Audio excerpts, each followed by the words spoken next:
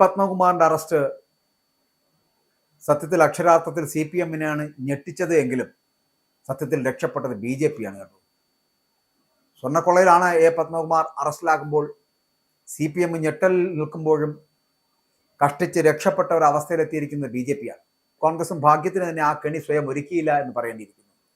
കാരണം ഈ ശബരിമല സ്വർണ്ണക്കൊള്ളയുമായി ബന്ധപ്പെട്ടിട്ട് തിരുവിതാംകൂർ ദേവസ്വം ബോർഡ് മുൻ പ്രസിഡന്റ് അറസ്റ്റിലായതോടെ വെട്ടിലായത് സത്യത്തിൽ CPM.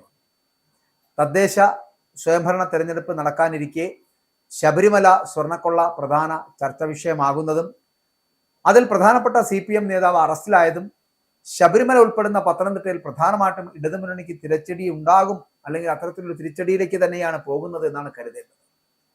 പത്തനംതിട്ടയിലെ മുതിർന്ന CPM നേതാവാണ് ഇപ്പോൾ അറസ്റ്റിലായിരിക്കുന്നത് എന്നതാണ് കേസിലെ പ്രധാനപ്പെട്ട വിഷയം.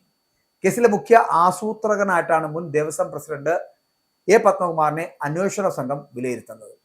ഹൈക്കോടതിയുടെ നേരിട്ടുള്ള മേൽനോട്ടത്തിലാണ് ആ വിലയിരുത്തൽ.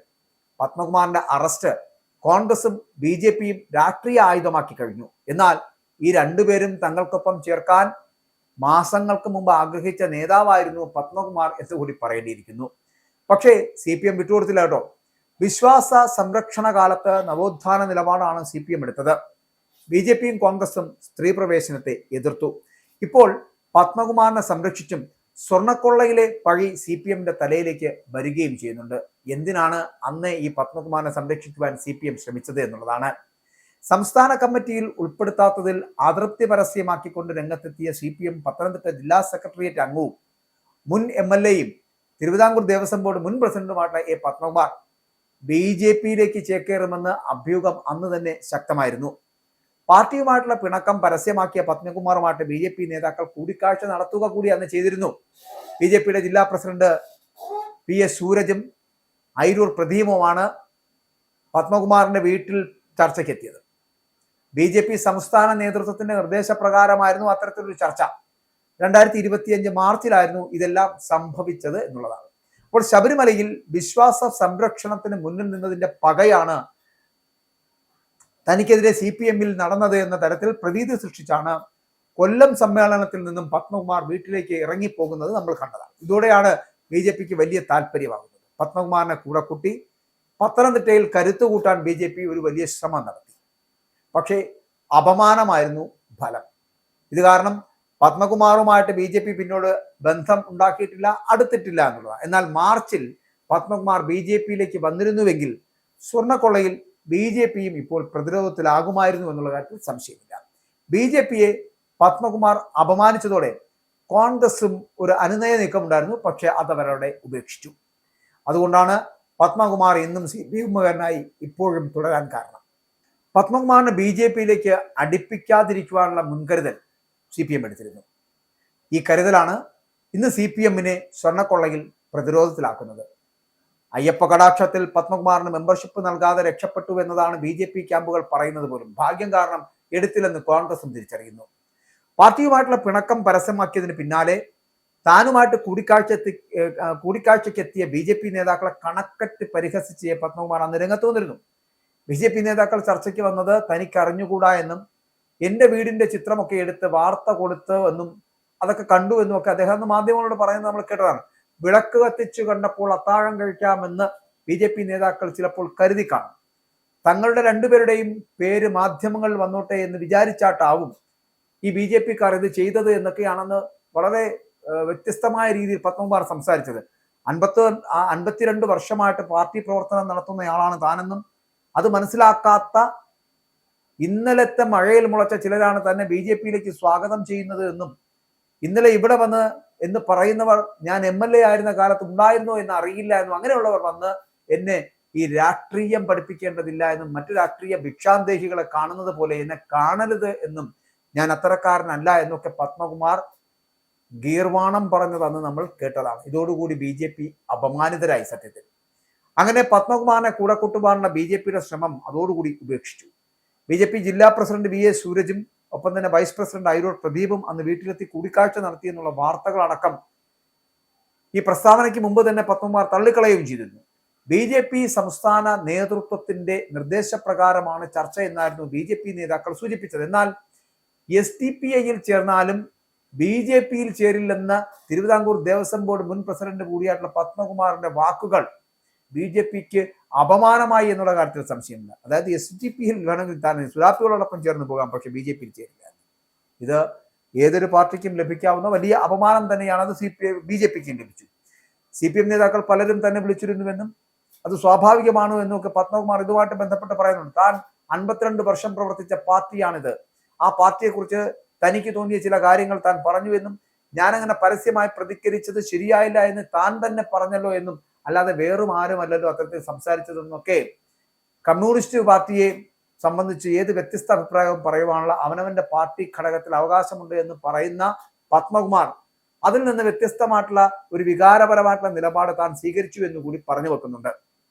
അതിന്റെ പേരിൽ പാർട്ടി നടപടിയെടുത്താൽ അത് ഉൾക്കൊള്ളാൻ ഞാൻ തയ്യാറാണ് എന്ന് കൂടി അദ്ദേഹം പറഞ്ഞു. അപ്പോൾ അതിനിടയിലാണ് ചിലർ മറ്റ് രാഷ്ട്രീയ ഭിക്ഷാന്തേഹികളെ കാണുന്ന പോലെ തന്നെ കാണുകയും BJP-യിലേക്ക് ക്ഷണിക്കുകയും ചെയ്തത് എന്ന് കൂടി പറയുന്നു. അപ്പോൾ ആശയപരമായിട്ടുള്ള ധാരണയുടെ പുറത്താണ് താൻ 52 വർഷം 1973 പാർട്ടിയിൽ ചേർന്നത് എന്ന് കൂടി പത്മകുമാർ പറഞ്ഞിട്ടുണ്ട്. അത് CPM-യുമായി ബന്ധപ്പെട്ടിട്ടാണ്.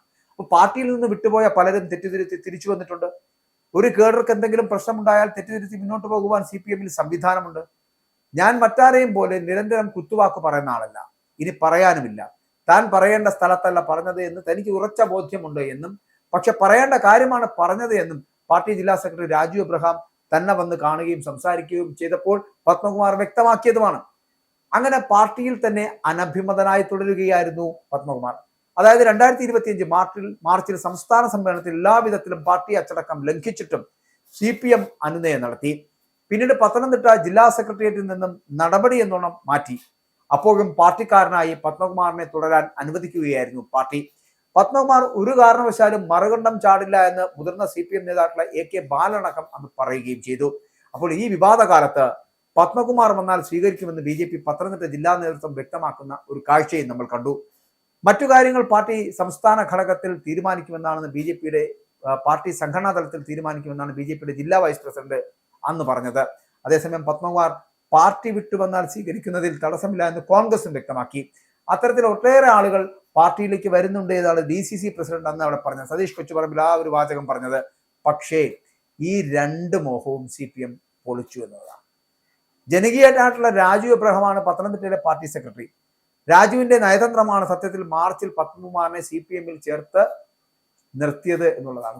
കൊല്ലത്തെ CPM സംസ്ഥാന സമ്മേളനത്തിൽ സജീവമായിട്ട് പങ്കെടുത്ത പാർട്ടി നേതാവാണ് പത്മകുമാർ. എന്നാൽ സംസ്ഥാന കമ്മിറ്റിയിൽ ഉൾപ്പെടുത്തിയില്ല എന്ന് ഉറപ്പായതോടുകൂടിയാണ് അതൃപ്തി പരസ്യമാക്കിക്കൊണ്ട് ഉച്ചഭക്ഷണത്തിനും പൊതുസമ്മേളനത്തിലും പങ്കെടുക്കാതെ അദ്ദേഹം കൊല്ലത്ത് നിന്ന് മടങ്ങുന്നത്. പാർട്ടിക്കെതിരായിട്ടുള്ള വെളിപ്പെടുത്തൽ വിവാദമായതോടുകൂടി പാർട്ടി വിട്ടുപോകില്ല എന്ന് അനുവദിക്കുകയാണെങ്കിൽ ബ്രാഞ്ച് തലത്തിൽ പ്രവർത്തിക്കാമെന്ന് കൂടി അദ്ദേഹം പറഞ്ഞു. സംസ്ഥാന കമ്മിറ്റിയിൽ ഉൾപ്പെടുത്താത്തതിൽ അതൃപ്തി പരസ്യമാക്കിയത് കടുത്ത അച്ചടക്ക ലംഘനമായിരുന്നു. പാർട്ടിയിൽ നിന്നും പുറത്താക്കാൻ പോന്ന ഒരു പ്രതികരണം. കമ്മ്യൂണിസ്റ്റ് പാർട്ടിയെ സംബന്ധിച്ച് ഉണ്ടാകാൻ പാടില്ലാത്ത ചില സംഭവങ്ങളാണ് ഉണ്ടായത്. പറഞ്ഞ കാര്യങ്ങളിൽ താൻ ഉറച്ചു നിൽക്കുകയാണ് എന്നും കാര്യങ്ങൾ പരിശോധിച്ചാണ് സാധാരണ ഉപസമിതികളിലേക്ക് ആളുകളെ എടുക്കാറുള്ളത് എന്നും പക്ഷെ ഇപ്പോൾ അങ്ങനെയല്ല ഉണ്ടായത് എന്നും പറയുന്നുണ്ട്. പത്തനംതിട്ട ജില്ലയിൽ 52 വർഷമായിട്ട് പ്രവർത്തിക്കുന്ന തന്നെ മാറ്റി നിർത്തിക്കൊണ്ട് മുന്നോട്ട് പോകുവാൻ ഈ പാർട്ടിക്ക് കഴിയുമോ?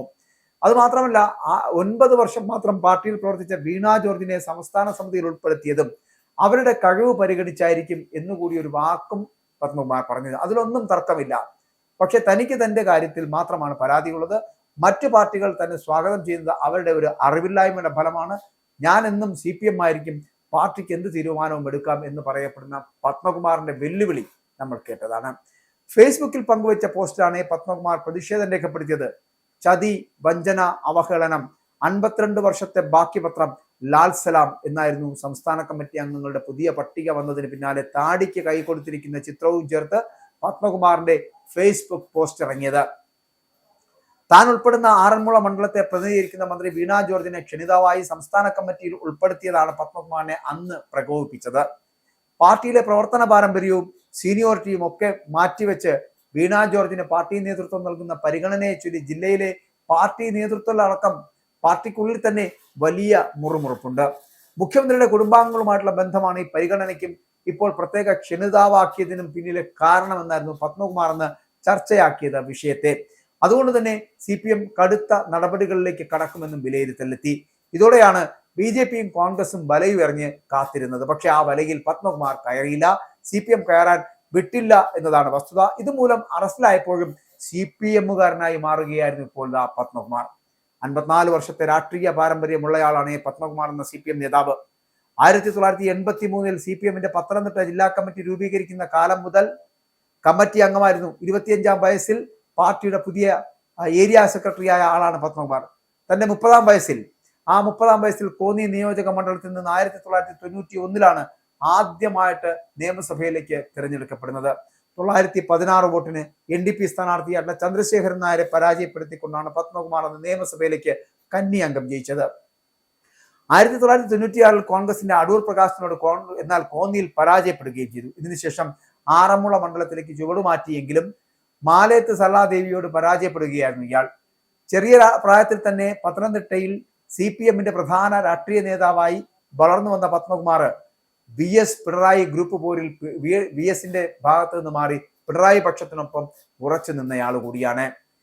പാർട്ടിയുടെ നടപടികളുടെ ഭാഗമായിട്ട് ബ്രാഞ്ച് കമ്മിറ്റിയിലേക്ക് തരം താഴ്ത്തപ്പെട്ടു എങ്കിലും പിന്നീട് പടിപടിയായിട്ട് തിരികെ ജില്ലാ കമ്മിറ്റിയിലേക്ക് എത്തി. ഇതിനുശേഷമാണ് പത്മകുമാർ 2019 ദേവസ്വം ബോർഡ് പ്രസിഡന്റ് ആകുന്നത്. തോമസ് ഐസക് പത്തനംതിട്ട ജില്ലാ ലോകസഭാ മണ്ഡലത്തിൽ മത്സരിക്കുന്ന ആ സമയത്ത് മറ്റൊരു ജില്ലാ കമ്മിറ്റി അംഗമായിട്ട് കയ്യാങ്കളിയിൽ എത്തിയതിന് പാർട്ടി താക്കീത് നൽകുന്ന ഒരു സാഹചര്യവും പത്മകുമാറിനെതിരെ ഉണ്ടായിട്ടുണ്ട്. ഇത്തരത്തിൽ പല ഘട്ടങ്ങളിലായിട്ട് CPMൽ ഇടഞ്ഞും അനുസരിച്ചും വളർന്ന ഒരു നേതാവാണ് പത്മകുമാർ. പത്മകുമാറിന്റെ നിർദ്ദേശങ്ങൾ അനുസരിച്ചാണ് ഉണ്ണികൃഷ്ണൻ പൊറ്റി അടക്കമുള്ള മറ്റു പ്രതികൾ പ്രവർത്തിച്ചത് എന്നാണ് ശബരിമല സ്വർണ്ണക്കൊള്ള കേസിൽ SIT ഇപ്പോൾ കണ്ടെത്തിയിരിക്കുന്നത്. കേസിൽ അറസ്റ്റിലായിട്ടുള്ള മറ്റു പ്രതികളുടെ മൊഴിയും പത്മകുമാറിനെതിരായിരുന്നു എന്നതാണ് കേസിൽ നിർണായകമായത്.